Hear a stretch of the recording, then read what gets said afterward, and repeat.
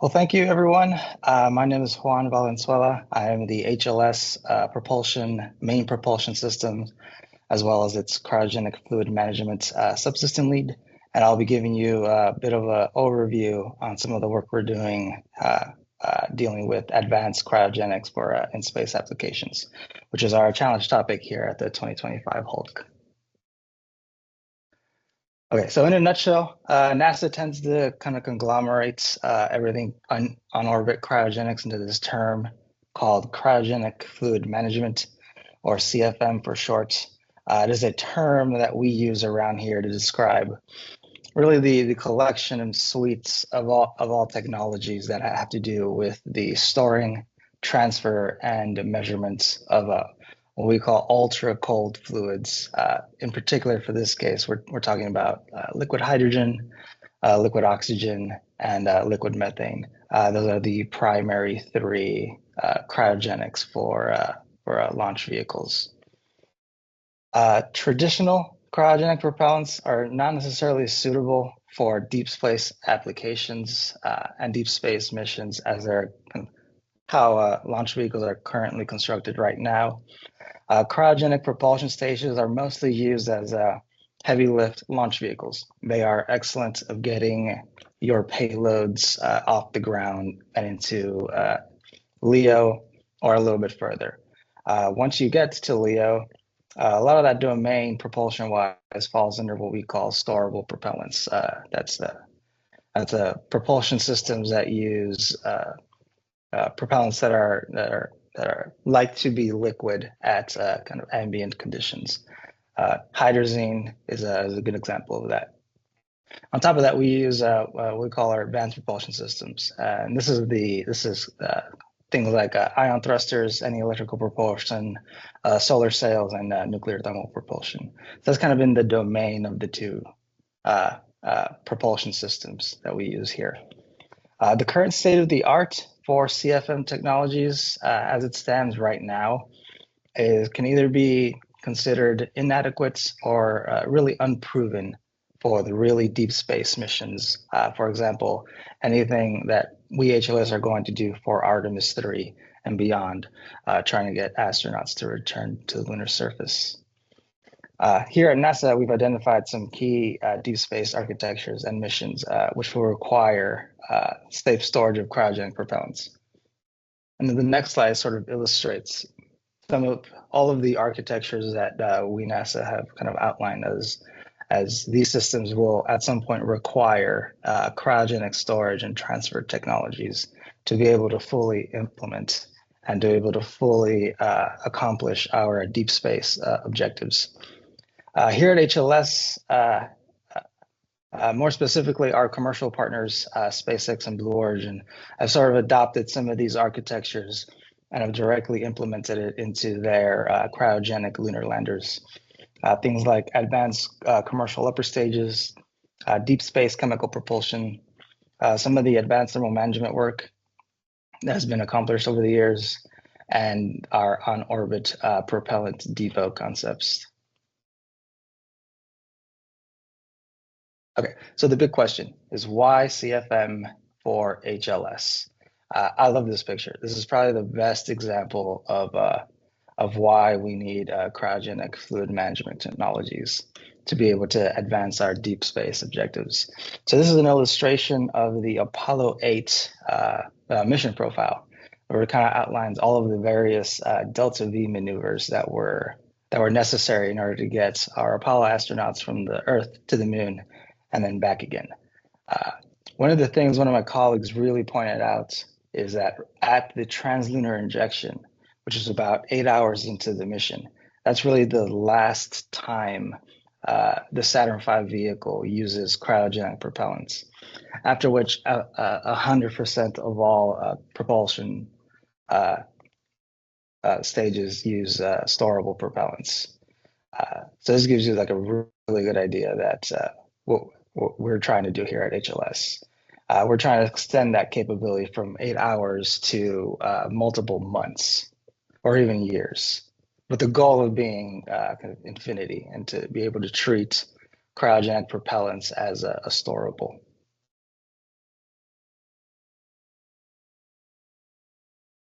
A good example of some of our commercial partners trying to adopt some of these CFM technologies and incorporate it into their concept of operations. One here is SpaceX. This is a diagram of their SpaceX lunar Starship that they will be using as part of the Artemis 3 campaign. This objective is 2 crews at the South Pole Surface Expedition. As you can see from the start, this is radically different than the Apollo program. First, they start with the launch of a storage depot, which launches into LEO orbit and is in a parking orbit, at which point you have successive, what they call propellant aggregation missions, where they're essentially refueling campaigns that fuels the propellant depot with enough propellant, in this case, liquid methane and liquid oxygen.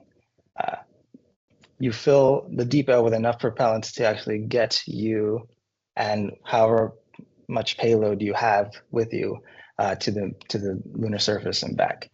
At which point the lunar Starship launches.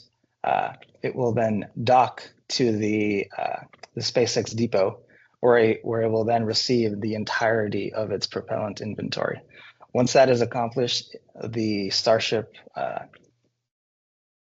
will then perform its translunar injection orbit, where it will reach the outlined NASA HLS orbit of a near rectilineal halo orbit.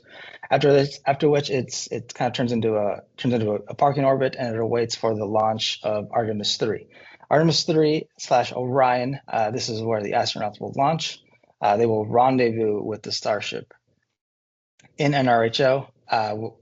After which it will then accomplish its mission of descent and then ascent to the lunar surface, and then after which it will return back to the Starship. Back to Orion, and then the Orion will return back with crew. In a very similar objective, our other partners, Blue Origin, have developed their own concept. They call their lunar lander is called the Blue Moon Lander. They have decided to implement a liquid hydrogen and liquid oxygen propulsion system. The general concept of operations is the same. They will also launch their variant of a depot. They will call it the cislunar transporter, at which point the cislunar transporter will accept multiple refueling operations until the designated propellant is achieved, at which point the Blue Moon Lander will launch, rendezvous with the transporter, receive propellant, and loiter. One of the little caveats, especially for this Artemis 5 mission, by the time you go from Artemis 3 to Artemis 5, we would have adopted what's called the Gateway. You could think of Gateway as the kind of the International Space Station of the Moon. Its primary objective is to try to sustain a permanent lunar presence around the lunar orbit. The lander will then dock with the Gateway, await Orion as it launches from our Space Launch System, dock to Gateway, at which point the lunar lander will undock, perform its LLO, its descent, and its landing on the lunar moon for 6.5 days, and then the cycle repeats, and Orion is returned safely to Earth. Like I mentioned before, both of those concepts are radically different than what was previously attempted in Apollo. A lot of the key variance on that has to do with their choice of using cryogenic propellants for the lunar lander architecture. As far as some of the specific challenges that the HLS program, and specifically its providers, will face as they develop these lunar landers, I've kind of outlined in the following. One has to do with pressure control. So how do you control the pressure of the cryo tanks for multiple months? What you initially do is, in order to expel the propellant, in order to do an actual burn, you would have to pre-press the tanks in order for you to outflow the necessary propellant to the engines. Once you're done with that, you would need to find a way of efficiently venting that system. On the ground, it's pretty easy. You essentially just vent and there's no care. However, on orbit, that is considered wildly inefficient. So we're trying to find ways of utilizing said vented propellant to cool other systems. Traditionally here at NASA and the aerospace community, we call that thermodynamic vent systems, ways of pressure controlling your various propellant tanks. Other ways that we're looking at is how can this pressurized gas that you would otherwise just kind of vent away, how can it be reutilized for other systems within the vehicle? That's one of the challenges with cryogenics. Another one is pressurization. Typically for cryogenic systems, helium or a non-condensable gas is used to actually pressurize the systems. However, once you go into missions that last multiple months, this is not suitable for that because helium is a finite commodity, and you essentially have to bring the entirety of your helium inventory with you from the start, which ends up being extremely heavy, and for missions that are lasting multiple months, kind of unattainable. So we're trying to find novel ways of kind of reutilizing the cryopropellant in order to kind of self-pressurize itself, i.e. Kind of autogenous pressurization. Liquid mass gauging. Liquid mass gauging is very easy here on the ground because gravity really helps you. You know exactly where your liquid is at all times. However, on orbit, it is a little different. It is very difficult once you get in a zero gravity environment where you're not entirely sure where the liquid starts and your gas begins. So one of the key challenges that we're looking at is to try to identify some kind of non-intrusive methods to accurately measure not only propellant mass, but also propellant volume in an enclosed system. Current state-of-the-art there is that we use here for launch vehicles is a delta P sensor. However, that requires you kind of to perform what we call a settling maneuver, or kind of we artificially induce kind of a gravitational force on the liquid, and that allows us to be able to measure propellant that way. Like I said before, that is really inefficient, especially for long periods of time. So we're really trying to find some more kind of non-intrusive, kind of a zero gravity alternatives there.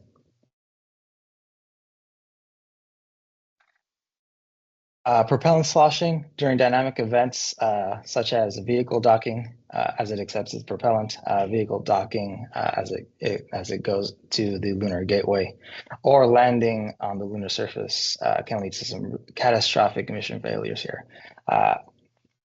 These vehicles are very, very big, and they are carrying a large quantity of propellant with them as they're performing their mission. So some of the multi-physics of modeling that large quantities of propellant while on orbit is something that a key aspect that we're trying to accomplish here, as well as ways of mitigating sled slosh as you're doing these dynamic maneuvers to prevent slosh amplification. So in order to achieve what we call zero boil-off is the complete elimination of all heat leak that goes into propellant and causes your propellant to boil off and evaporate. All of that heat needs to be intercepted. Traditionally, here on the ground, we've used what's called cryocoolers. These have been readily used in all industry practices to try to properly reach those deep cryogenic temperatures and be able to properly remove all of the heat necessary to keep the cryogen storable for long periods of time. There have been instances of using cryocoolers in space applications. However, those have really been at the kind of the instrument level, what we call milliwatts at millikelvin level, which is really just used to cool certain pieces of scientific instruments.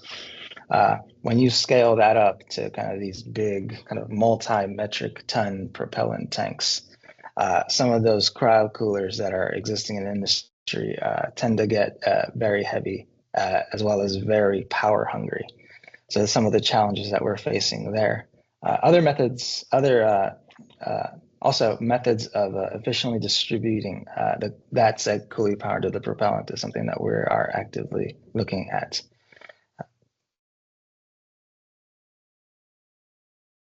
Some of the other side, the majority of the heat leak on orbit that goes into the propellant tanks and ultimately to the cryogenic propellant is due to radiation.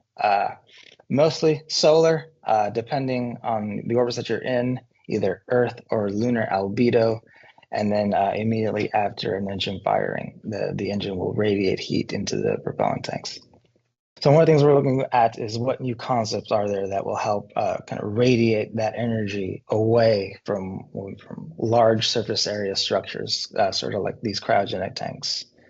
A good example of this has been used in the past is what we call multi-layer insulation blankets. One of the challenges there is being able to really scale that up to kind of these really large surface area tanks that we're dealing with. Liquid acquisition. So how exactly do you move propellants out of the tanks in kind of unsettled conditions? Again, this is one of those conditions where here on the ground is extremely easy. You know where the liquids is, you just drain from the bottom and you know exactly what you're going to get. However, with the absence of gravity, you need to find other methods of being able to correctly extract 100% liquid, especially for engine firings. So we're really looking at ways of taking advantage of other kind of non-gravity forces that are kind of acted upon by the liquid. Things like surface tension to liquids are things like capillary interactions to be able to ensure that you are correctly acquiring liquid cryogen. And lastly, we have fluid transfer.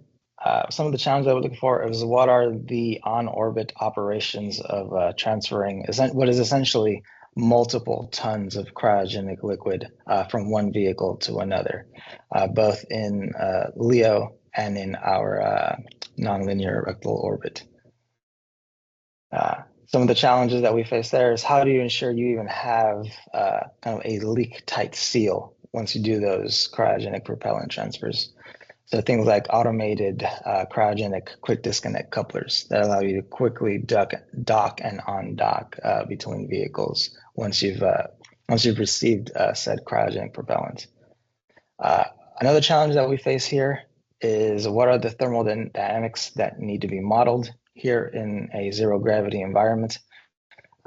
This is again one of those scenarios where it's kind of very easy to do a kind of a 1G on the ground transfer. But once you remove that gravity, it becomes very difficult to try to model things like propellant line chill down, tank chill down, propellant mixing as you're kind of filling these cryogenic tanks with propellant, and being able to combine all of those three elements and be able to produce kind of highly efficient transfer schemes to try to make sure all of the cryogenic propellants get transferred from one vehicle to another. So hopefully that summarizes some of the cryogenic challenges that are being faced by here at the HLS and our commercial partners. Thank you for your time, and I can't wait to see what you come up with. Thank you.